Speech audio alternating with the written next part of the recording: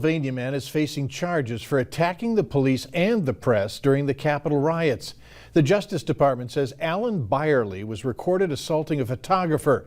He allegedly shoved the journalist, then grabbed him and threw him over the ledge. The Justice Department has made more than 500 arrests relating to the riot, and the temporary fencing around the Capitol building could be removed as soon as Friday. Law enforcement analysts say it's clear for some insurrectionists the attack on the Capitol isn't over. The FBI infiltrated, quote, one man's Bible study. Court documents reveal the group planned to build makeshift bombs and discussed secession from the U.S. as part of a possible Second American Civil War. Tom Foreman has the latest. Hot in the middle of the Capitol attack, there he was, according to the FBI, with a mask and big ideas. Phi Duong, officials say, was part of a Bible study group in Virginia, which talked about making Molotov cocktails, combat training for an unspecified future attack, and even secession. And I think it just does show that many of the terrorists and insurrectionists of January 6th left January 6th believing that it was a victory. According to court records, undercover officers first encountered Duong during the riot. Then the FBI infiltrated his Bible group at a private home in February. Those records say Duong met undercover agents outside a former prison to discuss testing some bombs there, that he had an AK-47 and 5 boxes of bomb-building material, and that he said he wrote a manifesto because if I get into a gunfight with the feds and I don't make it, I want to be able to transfer as much wisdom to my son as possible.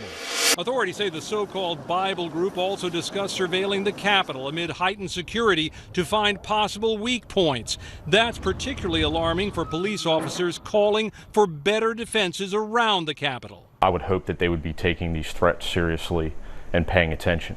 Jesus Christ, we invoke your name. Amen. Amen.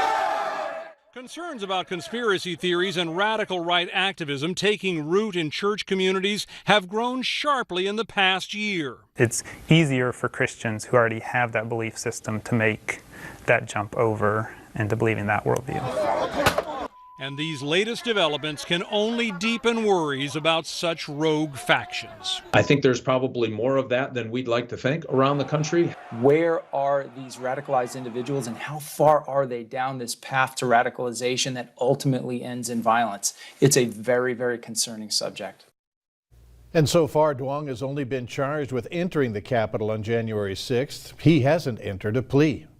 Republican Congressman Chip Roy of Texas admits he wants the GOP to cause chaos in Congress in order to win in the next election. The lawmaker revealed he wants to jam Democrats' legislative goals so Republicans can win the 2022 midterms. He said, quote, 18 more months of chaos and the inability to get stuff done. That's what we want. The NHL hockey season was on the verge of ending. It's going to take a Tampa Bay win over the Montreal Canadiens. The latest next in sports.